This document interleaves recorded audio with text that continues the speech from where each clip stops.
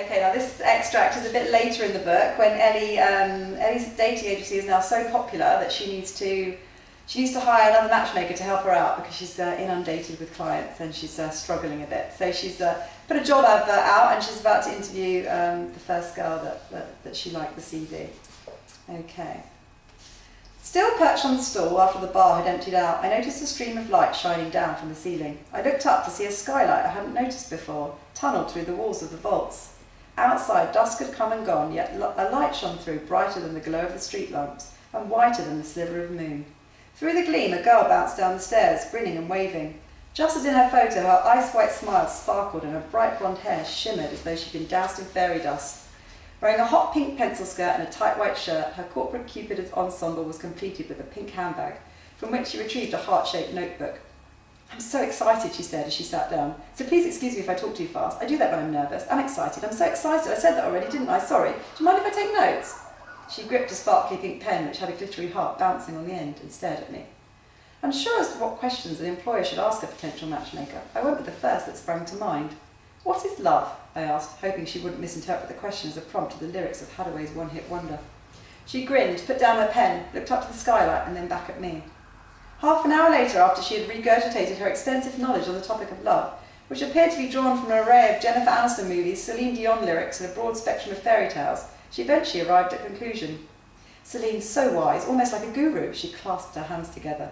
"She said that love was a single soul inhabiting two bodies. Isn't that just magical? She's amazing, isn't she?" "I thought Aristotle said that." She frowned and then made a note in her book. Next, with that day's revelation still fresh in my mind, I decided to try her with some real-life case studies.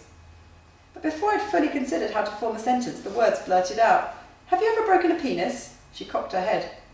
"No, but I'm sure it's quite a common occurrence." I smiled, and then she flashed her shiny teeth and laughed. "Aha! That was brilliant! You were testing me to see how I would deal with the more challenging scenarios. Brilliant! Did I do okay? I think I did. I wouldn't want to be presumptuous, though. I hope I passed. Did I pass?"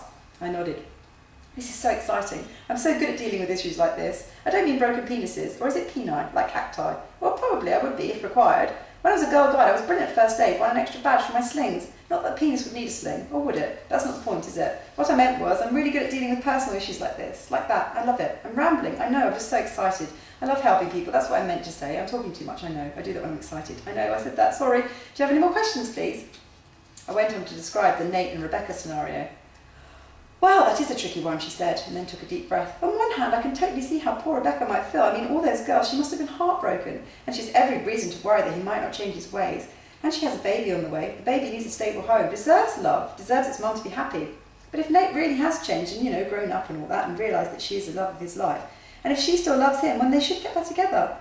She took another deep breath. "But he can't just swan back in her life and expect it all to go in his favour. He must earn her love and trust. And that starts by him changing his life before he even tries to get her back. To prove that he's serious, don't you think? Oh, I really hope they can work it out. I'd be so sad if they couldn't work it out, wouldn't it? Could I help them if I get the job? Can I help Nate and Rebecca, please?"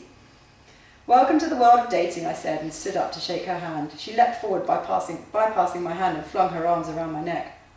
Thank you, you won't regret this." She jumped up and down and started clapping like a seal. "This is so exciting, I'm so excited. I said that already, didn't I? Sorry. When can I start? Can I start tomorrow?" The beam from the skylight followed her path as she bounced up the stairs and out of the club.